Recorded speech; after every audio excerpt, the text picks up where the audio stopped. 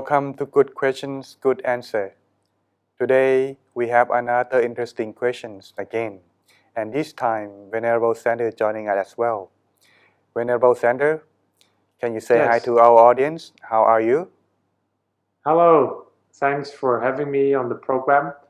I would like to say that I'm very happy that we can do this broadcast together. Right now in our temple, it's pretty quiet, but through these online communications, we can still transmit some good teachings, some good knowledge to the people in the world.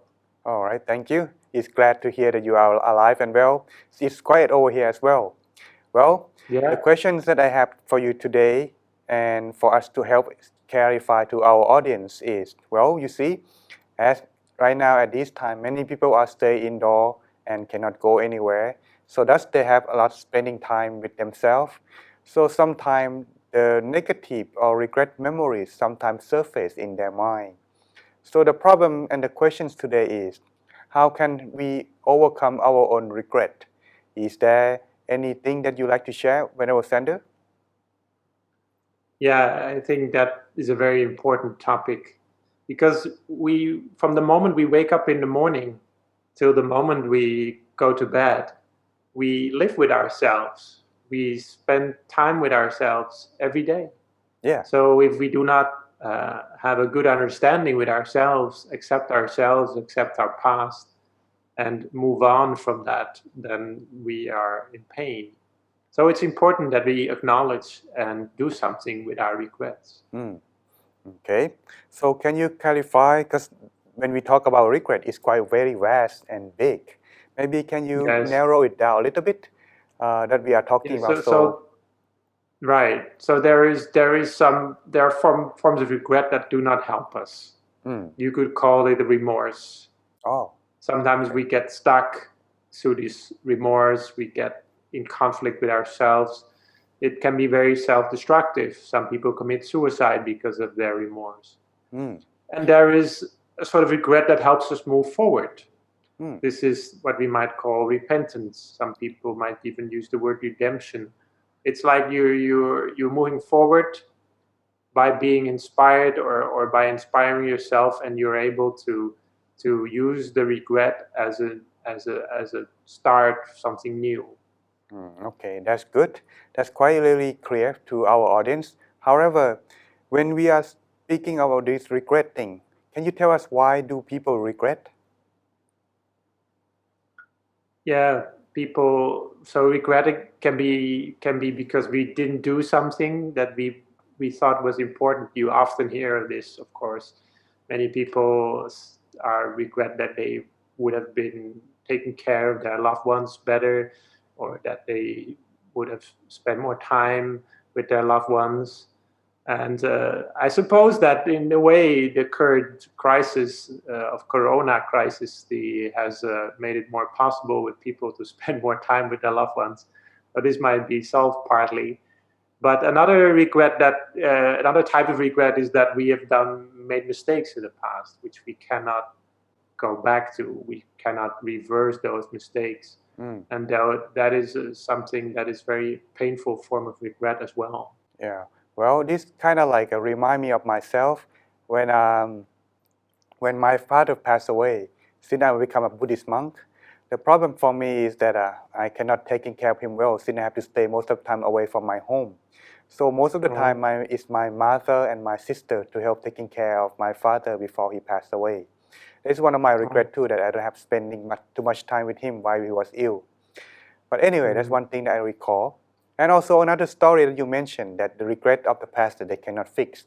It recalled me of the story of the king. What's the name? King Ajatasattu, right? Yes. King Ajatasattu, the famous one.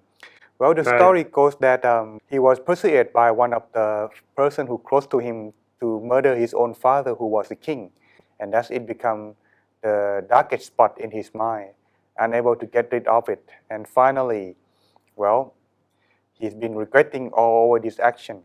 So can you recall further? Right. I remember what I remember most from that story is that moment that he realized that how good his father has been to him, just because he saw his own newborn son He suddenly thought of his own childhood and how good his father had been to him. It's a very clear depiction of how regret can occur in our minds.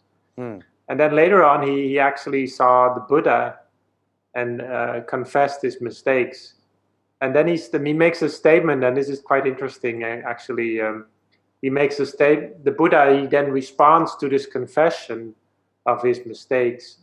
The Buddha, he says that for he who acknowledges his transgressions as such and confesses it for betterment in future will grow in the noble discipline. So he tells him that it's a good thing that he made that confession and recognizes that he made a mistake, and now he can then improve himself. So in terms of in Buddhism, it's always two sides. There are always two sides to regret: recognizing your mistake, but also moving forward.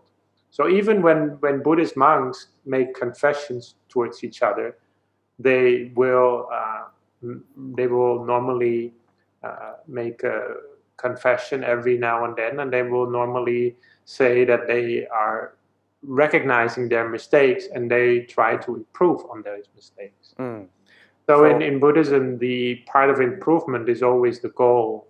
I think it's important that we recognize that it's not only about acknowledging your mistakes and seeing yourself as a human being can make mistakes. That's one part of it, but we should also recognize the positive side, that we are always able to grow. And sometimes in the West we tend to emphasize the first a lot, that we recognize that we are wrong and mistaken and inferior, but that's not the whole story. We should also emphasize the importance of growth. Yes, so that's true, because life is not just only the mistake that we made. There are further than that. Well, this also reminds me of the story about the Venerable Angulimala, the famous murderer of all time. He has murdered about 999, but he able to correct himself at the last time of his life. That story is very interesting, because it's a story that shows that how powerful change can be, because Angulimala changed his life 180 degrees. I mean, he was a mass murderer, and then he suddenly became a very peaceful Buddhist monk, to the point that people just didn't recognize him anymore. And but those people that did recognize him, they were very angry with him because of the murder or the killing that he had done.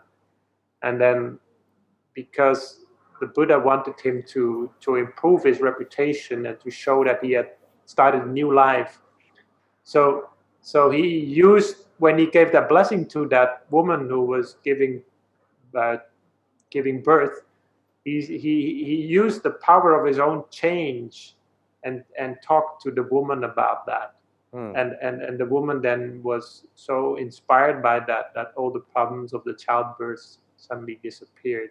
So the entire idea of that is that when you are changing yourself, that becomes a force, and you're able to influence other people's lives as well for the better.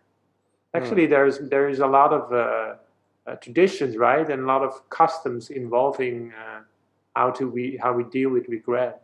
So that's very beautiful. Yes, because human has a lot of potential. They just have to give it a chance to grow.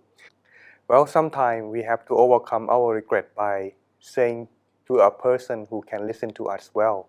Sometimes speaking can release what's in our mind and allow us to let go and move on forward for our future. So, what we have advice from our Venerable Standard today could be very valuable and help everyone who watching this program to overcome their regret and move on. So everyone, I hope this is a good answer, can help you to overcome your regret, and we hope to see you again in our next Good Questions, Good Answer. Thank you, Venerable Standard. Thank you.